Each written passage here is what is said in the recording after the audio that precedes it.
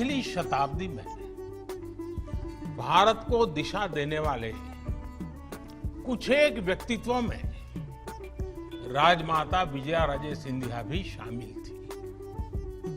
राजमाता जी केवल वात्सल्य मूर्ति ही नहीं थी, वो एक निर्णायक नेता थी और कुशल प्रशासक भी थी।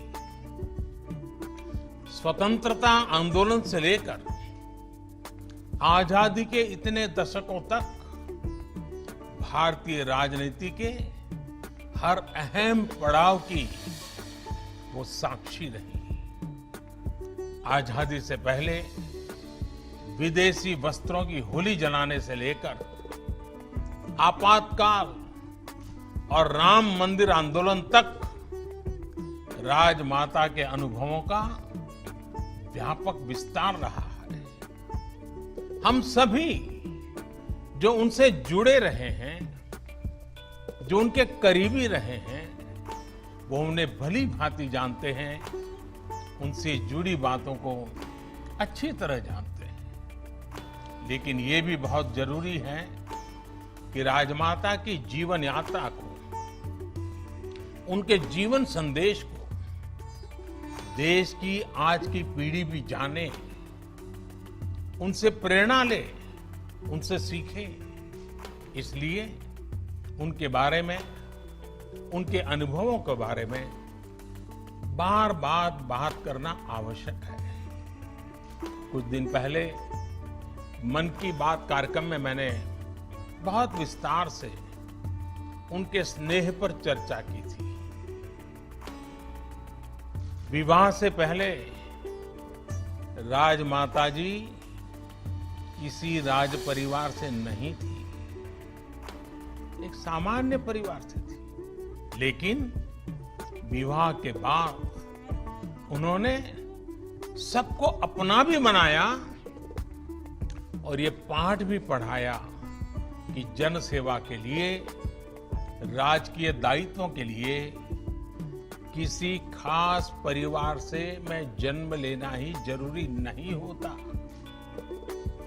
कोई भी साधारण से साधारण व्यक्ति जिनके भीतर योग्यता है, प्रतिभा है, देश सेवा की भावना है, वो इस लोकतंत्र में सत्ता को भी सेवा का माध्यम बना सकता है।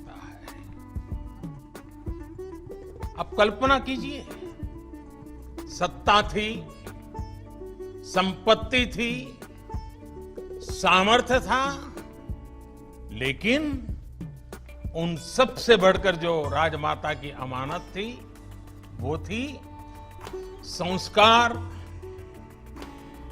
सेवा और स्नेह की सरिता। ये सोच, ये आदर्श उनके जीवन के हर कदम पर हम देख सकते हैं। इतने बड़े राजघराने की मुखिया के रूप में उनके पास हजारों कर्मचारी थे, भव्य महल थे, सभी सुविधाएं थी, लेकिन उन्होंने सामान्य मानवी के साथ, गांव गरीब के साथ जुड़कर जीवन जिया, उनके लिए अपना जीवन समर्पित कर दिया।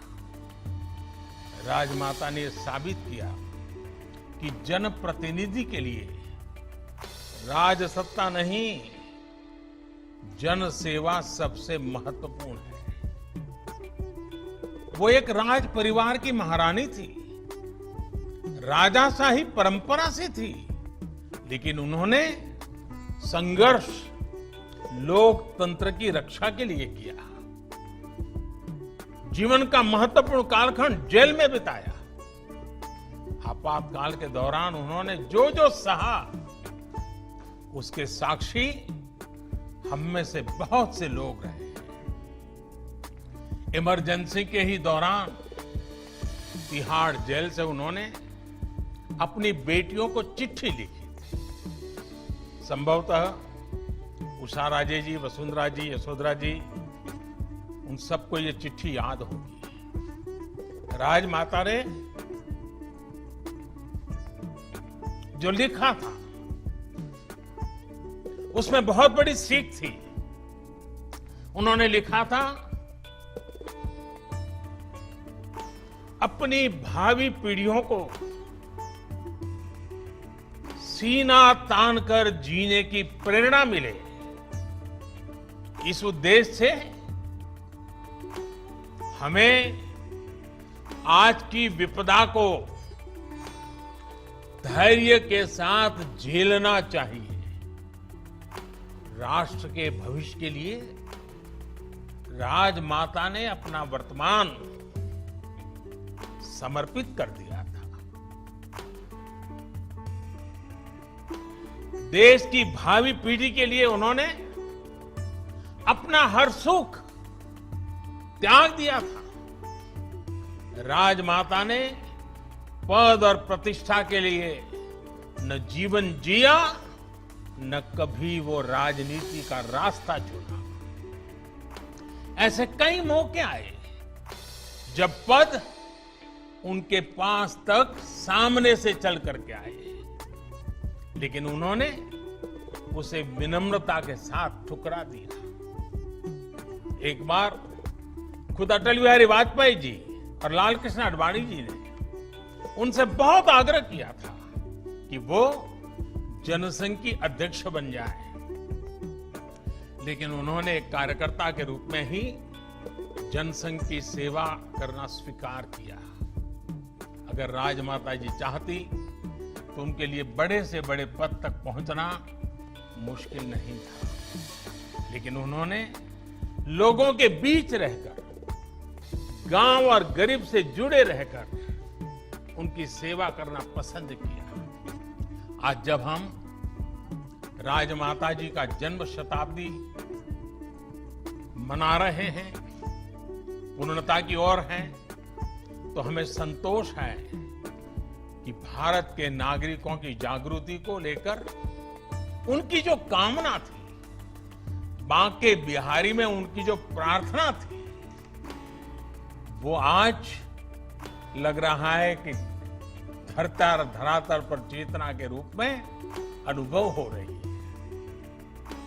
बीते वर्षों में देश में जो अनेकों परिवर्तन आए हैं, जो अनेकों अभियान और योजनाएं सफल हुई है, उसका आधार ये जन चेतना है, जन जागृति है, जन आंदोलन है। राजमाता जी के आशीर्वाद से देश आज विकास के पथ पर आगे बढ़ रहा है। गांव, गरीब, दलित, पीड़ित, शोषित, वंचित, महिलाएं आज देश की पहली प्राथमिकता में है। नारी शक्ति के बारे में तो वो विशेष तौर पर कहती थी कि जो हाथ पालने को झुला सकते हैं, वह विश्व पर राज भी कर सकते हैं। आज भारत की यही नारी शक्ति हर क्षेत्र में आगे बढ़ रही है, देश को आगे बढ़ा रही हैं।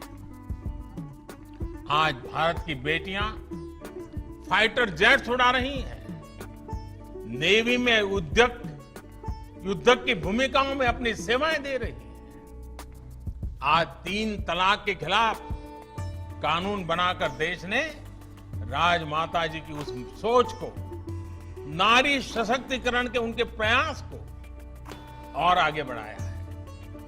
देश की एकता, अखंडता के लिए कश्मीर, भारत की एकता का सपना के लिए उन्होंने जो संघर्ष किया, जो प्रयास किया, उसका परिणाम आज हम देख रहे हैं। आर्टिकल 370 खत्म करके देश ने उनका बहुत बड़ा सपना पूरा किया। और यह भी कितना अद्भुत संयोग है कि राम जन्मभूमि मंदिर निर्माण के लिए उन्होंने जो संघर्ष किया था, उनकी जन्म शताब्दी के साल में ही उनका ये सपना भी पूरा हुआ।